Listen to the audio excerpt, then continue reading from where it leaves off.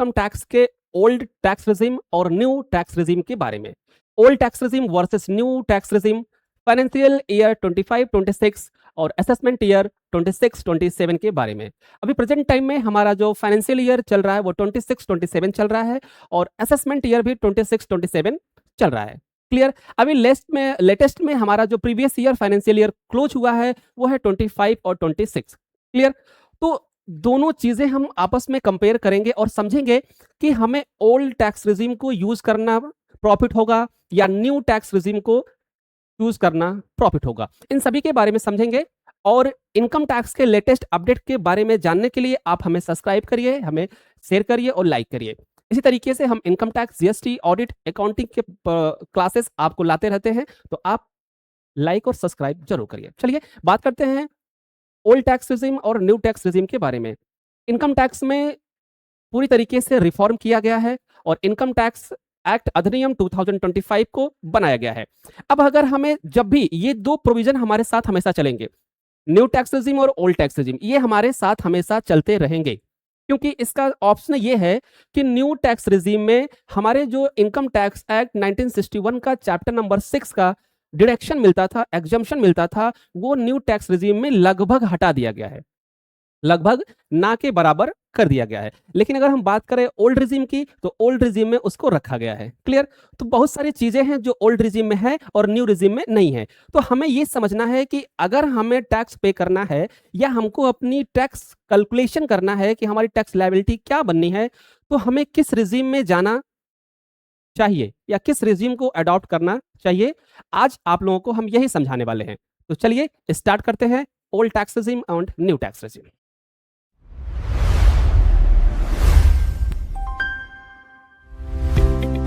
Financial year 25-26, ठीक है। तो सबसे पहले अगर हम बात करें कि लर्न ऑफ ऑब्जेक्ट, हमें ओल्ड टैक्स रिजिम और न्यू टैक्स रिजिम क्यों पढ़ना चाहिए, ठीक है। तो ओल्ड टैक्स रिजिम और न्यू टैक्स रिजिम का बेसिक कॉन्सेप्ट समझना हमको है।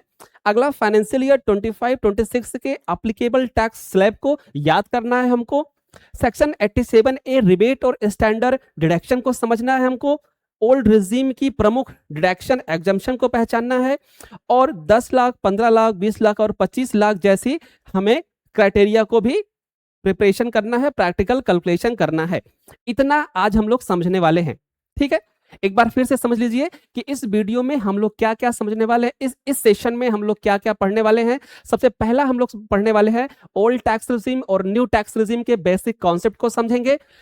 फाइनेंशियल ईयर 25-26 के एप्लीकेबल टैक्स स्लैब को समझेंगे। Section 87A rebate standard deduction को समझेंगे और ओल्ड रिजिम की प्रमुख डिडक्शन एग्जम्पशन को पहचानेंगे, समझेंगे और न्यू टैक्स स्लैब के बारे में प्रैक्टिकल कैलकुलेशन करके समझेंगे। इतना इस सेशन में हम लोग बातें करने वाले हैं। आप हमारे साथ बने रहिए और अगर इस सेशन को थोड़ा सा भी अच्छा लगे तो आप सब्सक्राइब और लाइक जरूर करिएगा। चलिए नेक्स्ट बात करें, टैक्स रिजिम क्या है, टैक्स रिजिम होती क्या है, ठीक है। तो न्यू टैक्स लायबिलिटी कैलकुलेट करने के लिए, ठीक है, इनकम टैक्स लायबिलिटी को कैलकुलेट करने के लिए टैक्स पेयर के पास जो एक सिस्टम होता है वो क्या होता है। तो अगर हम बात करें न्यू टैक्स लायबिलिटी को कैलकुलेट करने के लिए टैक्स पेयर के पास दो प्रमुख सिस्टम होते हैं। कौन कौन से? एक होता है ओल्ड रिजिम, एक होता है न्यू रिजिम। समझिए, तो ओल्ड रिजिम में क्या भैया, हायर स्लैब रेट होता है लेकिन डिडक्शन उसमें एग्जम्पशन मिल जाता है।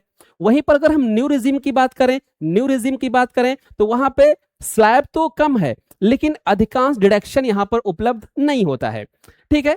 और न्यू रिजिम इस समय डिफॉल्ट रिजिम पे काम कर रही है, मतलब जब भी आप अपना इनकम टैक्स फाइल करेंगे तो सबसे पहले न्यू रिजिम पर ही जाएगा। अगर आपको उसको ओल्ड रिजिम में कन्वर्ट करना है तो आप उसको चूज करना पड़ेगा। ओके, चलिए बात करते हैं कि न्यू टैक्स रिजिम का स्लैब रेट क्या है। इस फाइनेंशियल ईयर में जो हमारा फाइनेंशियल ईयर क्लोज हुआ है 25-26 और असेसमेंट ईयर 26-27 का जो स्लैब रेट है वो इस तरीके से, क्या स्लैब रेट है कि आपको 4 लाख रुपए तक कोई भी टैक्स नहीं पे करना है, जीरो टैक्स है। 4 लाख रुपए तक अगर आपकी इनकम है एनुअल तो आपको कोई भी टैक्स पे करना नहीं है। वहीं पर 4 लाख से 8 लाख के बीच में आपको 5% का टैक्स पे करना है। 8 लाख से 12 लाख के बीच में 10% का टैक्स पे करना है। 12 लाख से 16 लाख के बीच में 15% का टैक्स पे करना है और 16 लाख से 20 लाख के बीच में आपको 20% का टैक्स पे करना है। 20 लाख से 24 लाख के बीच में आपको 25% का टैक्स पे करना है और 24 लाख से एबव आपको 30% का टैक्स पे करना है। ये न्यू टैक्स रिजीम का स्लैब है। मींस अब इसके बाद हम यही स्लैब को कंटिन्यू करने वाले हैं। ओके, चलिए आगे बढ़ते हैं। चलिए बात करते हैं सेक्शन 87A रिबेट। क्या हमको न्यू रिजीम में 87A का रिबेट मिलेगा? 87A क्या है? एक रिबेट है, छूट है, जो हमारी टैक्स लायबिलिटी को कम करता है। तो बात यहां पे करते हैं कि 87A जो रिबेट है वो हमको न्यू रिजीम में मिलेगा। तो जी आपको मिलेगा। कैसे मिलेगा? रेजिडेंशियल इंडिविजुअल को total income up to 12 lakh होने पर रिबेट अवेलेबल है सब्जेक्ट टू लॉ। ठीक है, रिबेट अवेलेबल है। कितना अवेलेबल है? 60,000। रिबेट आपको कितना मिलेगा? 60,000 रुपए का। Okay, normal slab rate income के एलिजिबल केस में 12 लाख रुपए तक टैक्स लायबिलिटी क्या हो सकती है? जीरो हो सकती है। ठीक है, नेक्स्ट है स्पेशल रेट इनकम के केस में रिबेट ट्रीटमेंट अलग हो सकता है, कैलकुलेशन आपको देखने को मिलेगा। मतलब कि स्पेशल रेट क्या होता है? आपका शेयर हो गया, म्यूचुअल फंड हो गया, ये सारे क्या होते हैं? कैपिटल गेन हो गया, ये स्पेशल रेट में कैलकुलेट किए जाते हैं। नेक्स्ट बात करते हैं सैलरी 12,75,000 रुपए तक अगर आपका है तो आपको टैक्स जीरो पे करना पड़ेगा। न्यू टैक्स रिजीम का फायदा, न्यू टैक्स रिजीम का फायदा है कि अगर आपकी सैलरी 12,75,000 रुपए तक है तो आपको टैक्स क्या होगा? जीरो पे करना पड़ेगा। क्लियर? बात करते हैं, देखो अगर मान लीजिए कि आपकी ग्रॉस सैलरी 12,75,000 रुपए है तो इसमें से जो स्टैंडर्ड डिडक्शन है वो 75,000 रुपए माइनस हो जाता है। ये न्यू स्टैंडर्ड डिडक्शन है, ध्यान देना। पहले कितना था? पहले था 50,000। पहले कितना था? 50,000 रुपए। अभी कितना हो गया? 75,000 रुपए। ओके, तो टोटल आपकी जो इनकम निकल के आएगी वो 12 लाख रुपए आएगी। टोटल इनकम कितनी निकल के आएगी? 12 लाख रुपए। तो जाहिर सी बात है कि eligible norm income case of section 87A rebate is the tax of zero. ठीक है, तो जितनी टैक्स लायबिलिटी निकल के आएगी उतने का रिबेट मिल जाएगा, तो आपकी लायबिलिटी क्या हो जाएगी? जीरो हो जाएगी। नेक्स्ट बात करते हैं ओल्ड टैक्स रिजीम पे। अगर हम बात करें, अगर हम ओल्ड टैक्स रिजीम पर बात करें, ओल्ड टैक्स रिजीम क्या भैया था? 2,50,000 रुपए तक आपको कोई भी टैक्स पे नहीं करना था। 2,50,000 से 5 लाख के बीच में आपको 5% का टैक्स पे करना होता था। 5 लाख से 10 लाख के बीच में आपको 20% का टैक्स पे करना होता था। 10 लाख से एबव जितनी भी इनकम है आपको 30% का टैक्स पे करना होता था। मतलब यहाँ पे टैक्स ज्यादा है क्योंकि यहाँ पे रेट स्लैब कितना था? मात्र 3। इसलिए यहाँ पे क्या होता था? ये ज्यादा होता था। ओके, तो यहाँ पे जो 87A की कैटेगरी थी वो कितनी थी? 5 लाख रुपए तक। ठीक है, कितनी थी? 5 लाख रुपए तक। और इसमें रिबेट कितना मिलता था? 12,500 रुपए का रिबेट मिलता था। ओके, नेक्स्ट अगर हम बात करें कि ओल्ड रिजिम में मेजर बेनिफिट क्या था, सबसे बड़ी बात कि ओल्ड रिजिम लोग क्यों चूज करते थे? मेजर बेनिफिट क्या होता था? समझिए, standard deduction for the salary 50,000 मिलता था। Section 80C eligible of investment payment of 150 1,50,000 का आपको 80C का रिबेट मिल जाता था। 80D में आपको लगभग 75,000 रुपए का रिबेट मिल जाता था। HRA का एग्जम्पशन मिल जाता था लगभग 96,000 के आसपास। Self occupied home loan interest आपको मिल जाता था लगभग 35,000 के आसपास का, 35,000 के आसपास का। तो ये क्या था? बेनिफिट था। ये सारे क्या थे? आपके बेनिफिट थे। क्लियर? अब बात करते हैं new versus old. New versus old क्या है समझिए।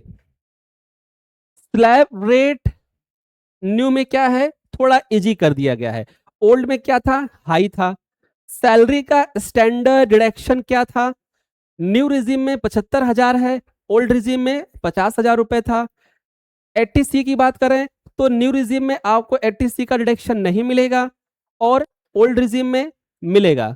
ओके, अगर 80D की बात करें तो न्यू रिजीम में 80D आपको नहीं मिलेगा, ओल्ड रिजीम में मिलेगा। HRA की बात करें तो HRA न्यू रिजीम में नहीं मिलेगा, ओल्ड रिजीम में मिलेगा।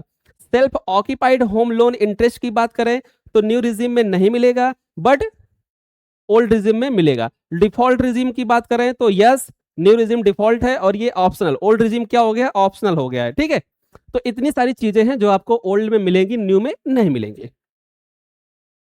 रिजीम सेक्शन, बस समझिए कि आपको कौन सा रिजीम चूज करना चाहिए, सही तरीका क्या है। आपको कैसे कैलकुलेट करना है कि हमें ओल्ड रिजीम में जाना है या हमको न्यू रिजीम में जाना है। क्लियर?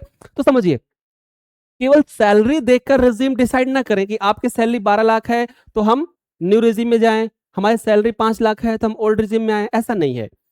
ओल्ड रिजीम में actual eligible HRA, ATC, ATD, home loan, interest आदि पहले जोड़ लें, फिर न्यू रिजीम में अलाउ डिडक्शन के बाद टैक्स कैलकुलेट कर लें, दोनों की टैक्स लायबिलिटी कंपेयर करें, जिसमें आपको फायदा हो रहा हो उस रिजीम को आप चूज करें। क्लियर? मीन्स कि एक बार आप न्यू टैक्स रिजीम के हिसाब से कैलकुलेट कर लीजिए, एक बार आप ओल्ड टैक्स रिजीम के हिसाब से कैलकुलेट कर लीजिए, जिस रिजीम में आपको बेनिफिट हो रहा हो उस रिजीम को आप चूज करिए। चलिए नेक्स्ट बात करने वाले हैं प्रैक्टिकल कैलकुलेशन। 10 लाख रुपए सैलरी है अगर आपकी, ध्यान दीजिएगा, ठीक है। थोड़ा सा हमने इसमें एग्जाम्पल भी डाल दिया है क्योंकि एग्जाम्पल से आपको थोड़ा सा क्लियरिटी मिलेगी और आपको लगेगा कि हाँ चीजें समझ में आ रही हैं, और ना समझ में आए तो आप कमेंट बॉक्स में जरूर मेंशन करिएगा। न्यू टैक्स रिजीम के हिसाब से हम इसको कैलकुलेट करने वाले, ठीक है। तो 10 लाख रुपए तक सैलरी है और स्टैंडर्ड डिडक्शन इसमें क्या है, 75,000 रुपए है। तो जब 75,000 रुपए 10 लाख से माइनस कर देंगे तो एक्चुअल में टोटल इनकम कितनी बचने वाली है, 9,25,000 रुपए। टोटल इनकम कितनी बचेगी, 9,25,000 रुपए, ठीक है, 9,25,000 रुपए। ओके, अब बात समझिए, जो स्लैब है न्यू रेट का स्लैब है, ठीक है, तो 4 लाख रुपए तक क्या है, कोई भी टैक्स नहीं है।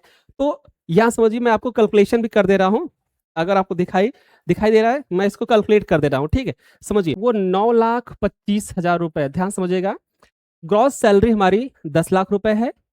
10 लाख रुपए से 75,000 रुपए का स्टैंडर्ड डिडक्शन माइनस हो गया, तो बच गया हमारा 9,25,000 रुपए। क्लियर? अब हमको 9,25,000 का कैलकुलेशन यहाँ पे करना है। समझिए, तो 9,25,000 में सबसे पहले हम माइनस करेंगे स्लैब रेट जो हमारा लिमिट है। तो कह रहा है भैया 4 लाख रुपए तक आपको कोई भी टैक्स पे करने की जरूरत नहीं है। तो हम क्या करेंगे, यहां से 4 लाख रुपए माइनस कर देंगे, तो कितना बचेगा भैया, 5,25,000, ठीक है। अब कह रहा है कि नेक्स्ट 4 लाख पे 5% लगेगा, ठीक है। तो नेक्स्ट 4 लाख पे जब हम 5% लगा लेंगे तो कितना आएगा, 20,000 रुपए। कितना आएगा, 20,000 रुपए, ठीक है। और हम जब 4 लाख माइनस कर देंगे तो कितना बचेगा, 1,25,000 रुपए। मीन्स कि 5,25,000 से 4 लाख माइनस कर देंगे, कितना बचेगा, 1,25,000 रुपए। क्लियर? अब 1,25,000 रुपए पे नेक्स्ट कितना लगेगा, 10%। तो यहाँ पे हमने 10% निकाल लिया तो कितना आ गया, 12,500। कितना आ गया, 12,500, ठीक है। दोनों को हमने जोड़ लिया, 20,000 प्लस 12,500, तो एक्चुअल वैल्यू आ गई 32,500। कितना आ गया, 32,500 हमारा क्या हो गया, टैक्सेबल हो गया। अब रिबेट क्या हो जाएगा, 60,000 की रिबेट है। रिबेट कितनी की मिलने वाली है, 60,000 की। तो टोटल जो 32,500 है वो क्या हो जाएगा, रिबेट हो जाएगा 87A के अंतर्गत। तो हमारी टैक्स लायबिलिटी क्या हो गई, 0। तो एक्चुअल में फाइनल टैक्स क्या हो जाएगा, 0। Final tax